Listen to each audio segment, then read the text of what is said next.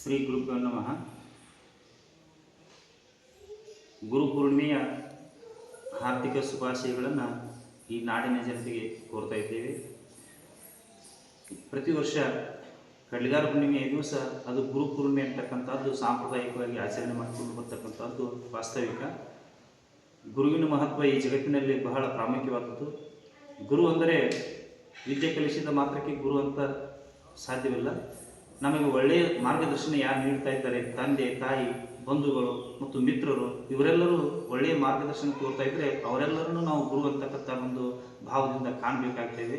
ಅಂಥ ಮಹತ್ವಪೂರ್ಣವಾಗಿರ್ತಕ್ಕಂಥ ಇವತ್ತಿನ ದಿವಸ ಸರ್ವರಿಗೂ ಗುರುಪೂರ್ಣಿಮೆಯ ಹಾರ್ದಿಕ ಶುಭಾಶಯಗಳನ್ನು ಕೋರ್ತಾ, ಪ್ರತಿ ವರ್ಷದಂತೆ ಕೋಲಾರ ಪಟ್ಟಣದಿಂದ ಮಾನ್ಯ ಎಸ್.ಕೆ. ಬೆಳುಬಿ ಸಾಹೇಬರು ಮಾಜಿ ಸಚಿವರಾಗಿರ್ತಕ್ಕಂಥವರು ಈ ನಾಡಿನ ರೈತರ ಸಲುವಾಗಿ, ನಮ್ಮ ನಾಡಿನ ಹೆಮ್ಮೆಯ ಸಲುವಾಗಿ ಪ್ರತಿ ವರ್ಷ ಮಹಾಬಲೇಶ್ವರದಲ್ಲಿ ಕೃಷ್ಣಾ ನದಿಯ ಉಗಮಸ್ಥಾನ, ಅಲ್ಲಿ ಕೃಷ್ಣ, ವೆಣ್ಣ, ಕೊಯ್ನಾ, ಸರಸ್ವತಿ, ಗಾಯತ್ರಿ ಅಂತಕ್ಕಂಥ ಪಂಚ ನದಿಗಳ ಉಗಮಸ್ಥಾನದಲ್ಲಿ ಕಡ್ಲಿಗಾರ ಹುಣ್ಣಿಮೆ ದಿವಸ ಸಾಂಪ್ರದಾಯದಂತೆ ಬಾಗಿನ ಸಮರ್ಪಣೆಯನ್ನು ಮಾಡೋದು ವಾಡಿಕೆ.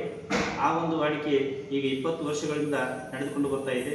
ಅದರ ನೇತೃತ್ವ ಸನ್ಮಾನ್ಯ ಶ್ರೀ ಎಸ್.ಕೆ. ಬೆಳುಬಿ ಸಾಹೇಬರು ವಹಿಸಿಕೊಳ್ತಾ ಇದ್ದಾರೆ. ಆ ಒಂದು ಕಾರ್ಯಕ್ರಮದಲ್ಲಿ ಭಾಗಿಯಾಗಿರ್ತಕ್ಕಂಥ ಸರ್ವರಿಗೂ ಜಗದಾದಿ ಜಗದ್ಗುರು ರೇಣುಕಾದಿ ಪಂಚಾಚಾರ್ಯರು, ಬಸವಾದಿ ಪ್ರಮಥರು ಸರ್ವರು ಶುಭಾಯ ಆಶೀರ್ವಾದವನ್ನು ದಯಪಾಲಿಸಲಿರ್ತಕ್ಕಂಥ ಮಾತನ್ನು ಹೇಳ್ತಾ, ಗುರುಪೂರ್ಣಿಮೆಯ ಹಾಗೂ ಬಾಗಿನ ಸಮರ್ಪಣೆಯನ್ನು ಮಾಡ್ತಕ್ಕಂಥ ಸರ್ವರಿಗೂ ಅನಂತ ಶುಭಾಶಯಗಳು.